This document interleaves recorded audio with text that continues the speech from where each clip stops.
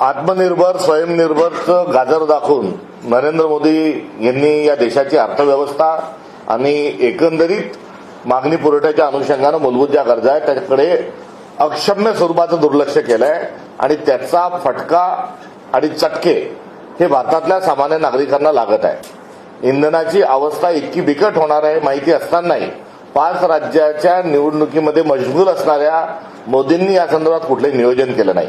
ही झाली अलीकडच्या काळातली बाब।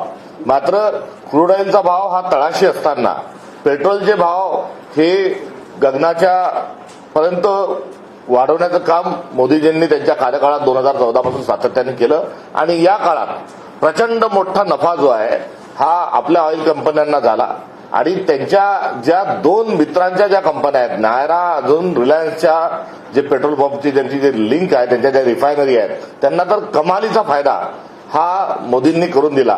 या नफ्याचं नियोजन करून त्या संदर्भातला जर वेगळा कोश निर्माण केला असता तो नफा भ्रष्टाचारामध्ये न संपवता त्या नफ्याच्या अनुषंगानं काही रोखे उभारले असते तर आजची परिस्थिती ही नियंत्रणात आणली असती। तेलासाठीचा एक रिझर्व्ह फंड तयार करता आला असता।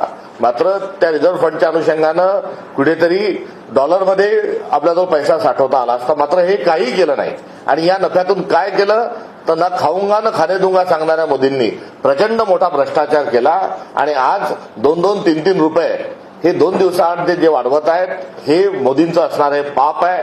हे पुन्हा एकदा या निमित्तानं कुठेतरी सिद्ध झालं। सीएनजी आणि एलपीजी या दोन्हीच्या संदर्भात असणारा जो तुटवडा आहे या तुटवड्याचा फटका हा मोठ्या मोठ्या उद्योगांना, खत निर्मिती कारखान्याच्या प्रकल्पांना, रेस्टॉरंटच्या चेनला तर थेट स्वयंपाक करणाऱ्या गृहीपर्यंत याचे चटके सगळे पोहोचलेले आहे आणि एकीकडे कुठेतरी पुरवठा सुरळीत नाही, टंचाई निर्माण केलेली आहे आणि दुसरीकडे महागाईचे चटके जे आहेत हे भारतीय नागरिकांना देत असताना या देशाची अर्थव्यवस्था ही गडगडण्याचं आणि कोलमडण्याचं पाप हे नरेंद्र मोदी हे करत आहेत। खरं तर काल तुम्ही कांदा शेतकऱ्या प्रश्नांच्या संदर्भात आंदोलन केल्यानंतर सरकार खडबडून जागा झालं, दिल्लीत गेलं आणि त्यानंतर केंद्रीय गृहमंत्र्यांच्या सोबत कांदा निर्यात बंदी उठवण्याच्या संदर्भात चर्चा झाली। निर्यात बंदी उठवलेली आहे आणि कांद्याला नाफेडकडनं खरेदीचा भाव फक्त 15 रुपये देण्यात येताना पाहायला मिळतोय। कशा पद्धतीने पोहोचत आहे?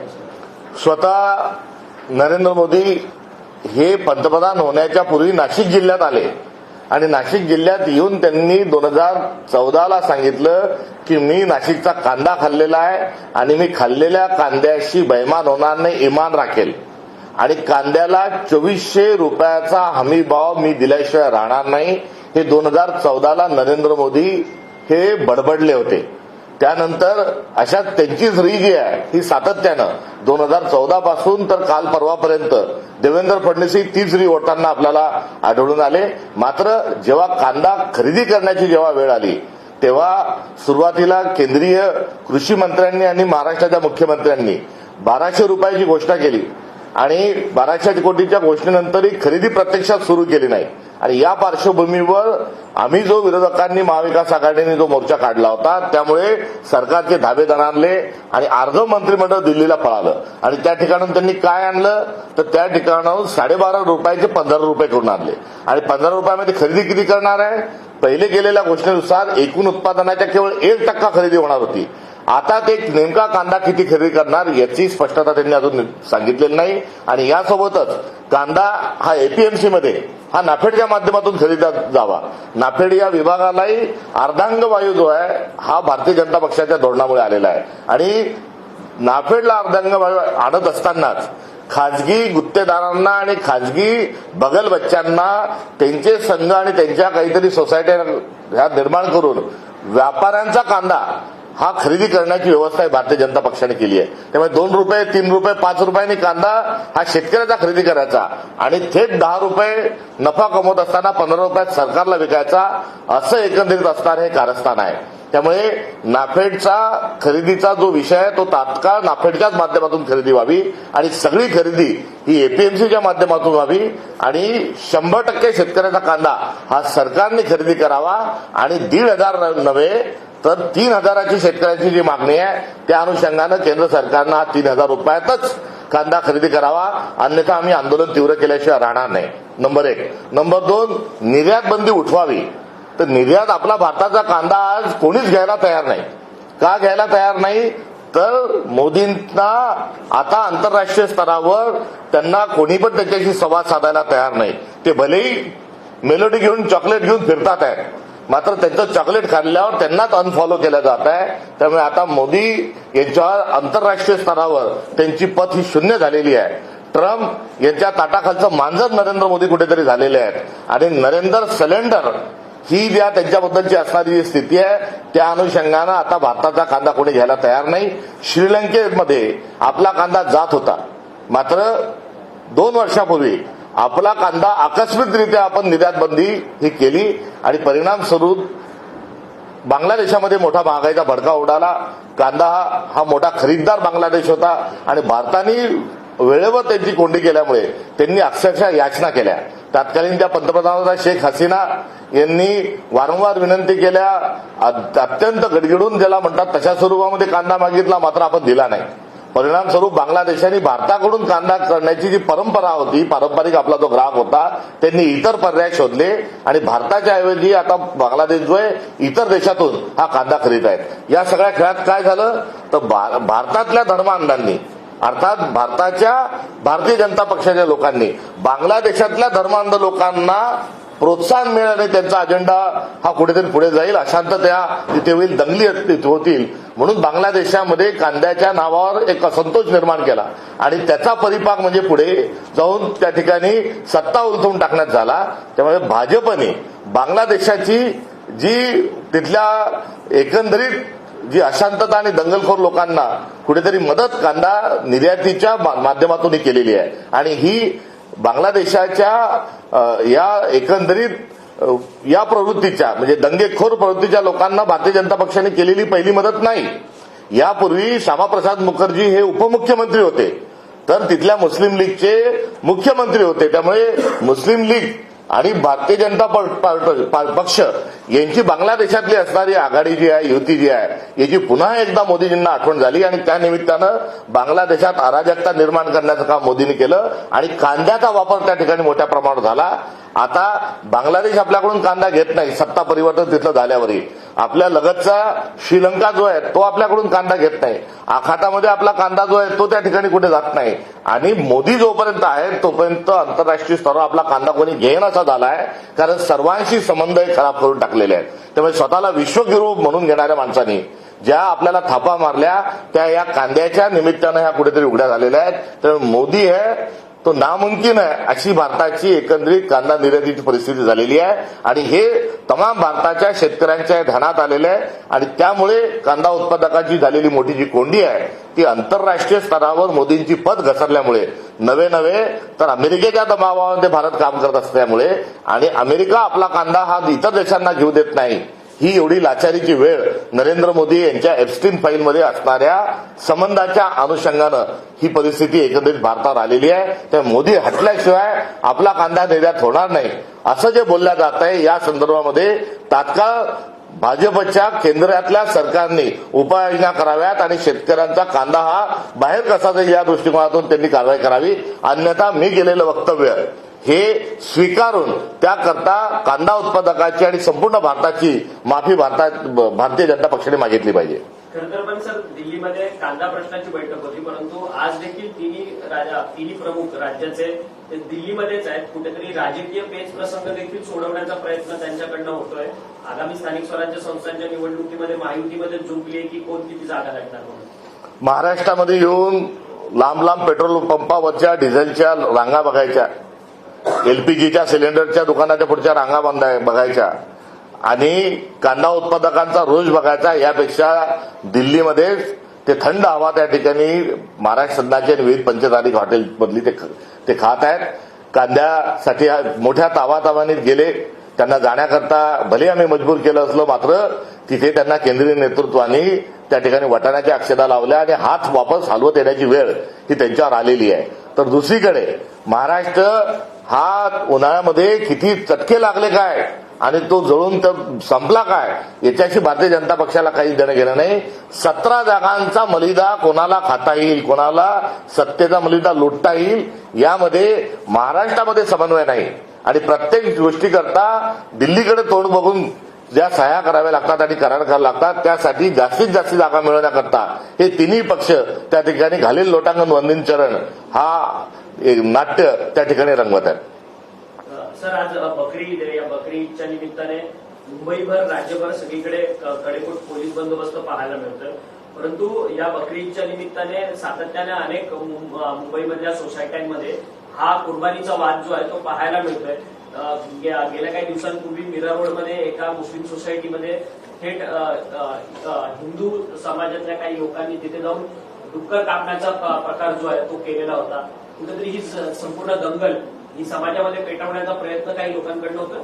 निश्चित हे दंगलीचं एक मोठं कारस्थान सत्ताधाऱ्याच्या आणि त्यांच्या पितृसंस्थेच्या माध्यमातून हाती घेतल्या गेलेलं आहे. जनगणना पूर्ण झाल्यानंतर जी मूळ मर्यादा आहे त्या मर्यादेमध्ये डिलिमिटेशन करण्यात येणार आहे आणि त्या डिलिमिटेशनच्या माध्यमातून ते करत असतानाच देशभरामध्ये आणि महाराष्ट्रात दंगली घडून आणण्याचं एक कारस्थान आहे.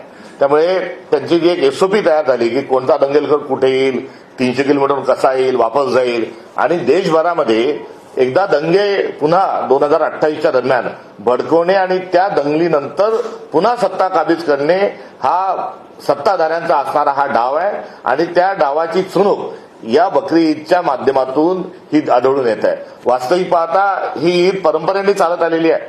गुन्ह्या गोविंदाने ईद साजरी झालेली आहे. ईदच्या वेळेस देवाच्या नावावर कत्तली कुर्बानी करू नका हे गाडगे महाराजांच्या विचाराच्या अनुषंगानं बरेच सत्यशोधक आणि बऱ्याच स्वयंसेवी संस्था या रक्तदानासारखे कार्यक्रम आयोजित करतात आहे आणि या सगळ्या पार्श्वभूमीवर एक कुठेतरी जागर हा गेल्या अनेक वर्षांपासून वेगवेगळी मंडळी गाडगे महाराजांपासूनही करत असतात. हा झाला जनजागृतीचा भाग. मात्र प्रत्येक सणात आणि प्रत्येक गोष्टीत हा हिंदू मुसलमान करणं हा सत्ताधाऱ्यांचा फंडा आहे आणि त्यामध्ये या ईदच्या निमित्ताने हा गोंधळ घातला जात आहे. वास्तविक पाहता ईदच्या निमित्तानं महाराष्ट्रामध्ये 4 लाख कोटी ही एकूण उलाढाल होते आणि या 4 लाख कोटीच्या निमित्तानं अनेक शेतकऱ्यांना आणि शेतीवर उपजीविका असणाऱ्या ज्या छोटे छोटे जे शेतकरी आहेत, जे बकरी पालन ज्यांचा व्यवसाय आहे, अशांच्या व्यवसायावर देखील गदा आणलेली आहे. त्यामुळे या निमित्तानं देखील त्यांना दंगली घडत असताना एक अर्थव्यवस्थेच्या दृष्टिकोनातून मोठा फटका त्यांच्या या दंगलखोर स्वभावाच्या निमित्तानं हा महाराष्ट्रातल्या सर्वसामान्य शेतकऱ्यांना आणि पशुपालकांना बसलाय. मनोज जरांगे पाटील हे पुन्हा एकदा उपोषणाला बसणार आहेत आंतरवली सराटीमध्ये. त्यांनी सरकारला अल्टिमेटम दिले 30 तारखेपर्यंतचं, परंतु 30 तारखेच्या नंतर भर रखरखत्या उन्हात मी आंदोलन करणार अशा पद्धतीचा इशाराच त्यांनी दिलेला. जातीनिहाय जनगणना करून आरक्षणाचा, मराठा आरक्षणाचा आणि इतर सर्व आरक्षणाचा मुद्दा हा निकाली काढावा ही काँग्रेस पक्षाची असणारी भूमिका आहे आणि ही भूमिका घेऊन आमचे राष्ट्रीय नेते आणि लोकसभेतील विरोधी पक्ष नेता राहुल गांधी यांनी सातत्याने आवाज उठवल्यानंतर देशाच्या पंतप्रधानांनी देखील संसदेमध्ये जातीनिहाय जनगणना करू अशा प्रकारचं आश्वासन त्यांनी दिलं होतं. मात्र त्यांचं ते आश्वासन पुन्हा एकदा खोटं असल्याचं आणि हे खोटारडेच आहेत. या खोट्या लोकांनी वारंवार बोलो, बार बार बोलो, झूठ बोलो या पद्धतीने हा कारभार केलेला आहे आणि हा आरक्षणाचा जो मुद्दा आहे याचं भिजत गोंगडे तशाच पद्धतीने ठेवलेलं आहे. यापूर्वी मराठा आरक्षणाच्या निमित्तानं 2दा मुंबईकडे कूच करणाऱ्या मराठा आंदोलकांना नेमकं काय मिळालं याचा अद्यापर्यंत खुलासा झालेला नाही. 2 वेळेस हे आंदोलक गुलाल खेळून वापस गेले. मात्र त्यांचा जर प्रश्न सुटला नसेल तर या संदर्भात पहिलेचे मुख्यमंत्री एकनाथ शिंदे आणि देवेंद्र फडणवीस यांनी या संदर्भामध्ये स्पष्ट स्वरूपात सांगितलं पाहिजे आणि आंदोलनाच्या अनुषंगानं आपण काय आश्वासन दिले होते आणि आपण जसे बोललात तसे आपण आश्वासन पूर्ण केले का हे सांगण्याची आता वेळ आलेली आहे. मात्र शिष्टाई करता भाजपचे अनेक नेते त्यांच्याकडे जात आहेत. संधाडही केलेले होते. शिष्टाई सफळ संपूर्ण ठरत नाहीये का? आणि जर आता भर उन्हामध्ये मनोज जरांगेंनी आंदोलन करायला घेतलं, मी पाणीही पिणार नाही अशी भूमिका घेतली तर मोठा पेच. शिष्टाई करणाऱ्यांना यश यावं, मात्र शिष्टाई करणाऱ्यांना यासाठी यश येत नाही की अत्यंत शिष्ट माणूस या महाराष्ट्राचा मुख्यमंत्री आहे. जयंत पाटलांनी सांगितलं की पेट्रोल डिझेलमध्ये वॅट आणि चार्ज आहे तो कमी करा. अशा टंचाईच्या काळात, अशा अडचणीच्या काळात सरकार पेट्रोल आणि डिझेलवर हे नफा कमवत आहे ही लाजिरवाणी बाब आहे. आणीबाणीचा हा कुठेतरी काळ आहे आणि अशा काळामध्ये सरकारने त्याचे टॅक्स कमी करावे आणि जनतेला राहत द्यावी ही मागणी जी सर्व स्तरातून होते, काँग्रेस पक्ष देखील याचं समर्थन करतो. सर, काल तुमची महाविकास आघाडीची बैठक झाली स्थानिक स्वराज्य संस्थांच्या विधान परिषदेच्या निवडणुकीच्या संदर्भात. किती जागांवरती काँग्रेस पक्ष निवडणूक लढणार आहे? कारण की आता पुन्हा एकदा तुमची दुसरी बैठक आम्ही महाविकास आघाडी म्हणून सर्वजण काल एकत्रित बसून महाराष्ट्राच्या या सर्व परिस्थितीचा आणि सर्व विधानसभा प्रत्येक मतदारसंघनिहाय स्थानिक स्वराज्य संस्थांच्या बाबतीत आम्ही आढावा घेतलेला आहे आणि प्रत्येक पक्षाने आपले उमेदवार त्या ठिकाणी समोर करत असताना एक संवाद हा साधला होता. 2 दिवसानंतर या संदर्भातला अंतिम निर्णय आम्ही घेऊ. अद्यापपर्यंत जागा वाटपाच्या अनुषंगानं कुठलाही फॉर्म्युला आम्ही ठरवलेला नाही. मात्र महाविकास आघाडी म्हणून या निवडणुकीला आम्ही सामोरं जाणार. स्वातंत्र्यवीर सावरकरांची आज जयंती आहे आणि या जयंतीनिमित्तानं खरं तर अनेक राजकीय नेते त्यांच्या आठवणींना उजाळा देताना पाहायला मिळतात. तुमचा सहयोगी पक्ष असलेला ठाकरेंची शिवसेना ते देखील या सगळ्या गोष्टीचं समर्थन करतात. सावरकरांनी कशा पद्धतीने त्याग आणि त्यागतेने काम केलेलं आहे त्याच्याबद्दल संजय राऊत यांनी ट्विट करून गौरवोद्गार केलेले आहेत. राज ठाकरेंची गोष्ट विनायक दामोदर सावरकर हे हयात नाही. मात्र गत काळामध्ये त्यांच्या नावावर आणि त्यांच्या संबंधित असणाऱ्या वादावर ही फार मोठी चर्चा झालेली आहे. भारतीय जनता पक्ष 2014ला सत्तेवर आल्यानंतर सावरकरांच्या एकंदरीत इतिहासाचे आणि त्यांच्या व्यक्तित्वाचे जेवढे वाबाडे निघाले हे यापूर्वी कधीही काँग्रेसच्या काळामध्ये हे निघालेले नाही. त्यामुळे प्रचंड मोठ्या प्रमाणावर जी दबलेली माहिती होती ती दबलेली माहिती या निमित्तानं हे भाजप सरकार समोर आल्यानंतर पुढे आली आणि सावरकरांची खरी माहिती लोकांपर्यंत जात असताना ज्या त्यांच्या नावाच्या संदर्भामध्ये जे काही प्रचार जो झाला आणि सत्य जे कळलं यातून कुठेतरी सावरकर यांच्याबद्दल माहिती जी आहे ही माहिती जात असताना कुठेतरी त्यांच्या संदर्भामध्ये खरी माहिती येत असताना त्यांची खरा जे स्वरूप प्रारूप होतं हे लोकांपुढे आलं. गेलेल्या माणसाच्या संदर्भात काही जास्ती बोलू नये. ही भारताची ही महान परंपरा आहे, ही संस्कृती आहे. त्यामुळे त्याच्यावर अधिक बोलणार नाही. 1911 30 ऑगस्ट 1911 पूर्वी अर्थात पहिला त्यांचं जे पत्र इंग्रजांना माफीच्या स्वरूपात लिहिण्यापूर्वीच्या सावरकरांना या ठिकाणी आम्ही विनम्र अभिवादन करतो आणि 30 ऑगस्ट 1911 नंतरच्या सावरकरांना इतिहास आणि नियती माफ करो अशी प्रार्थना देखील करतो.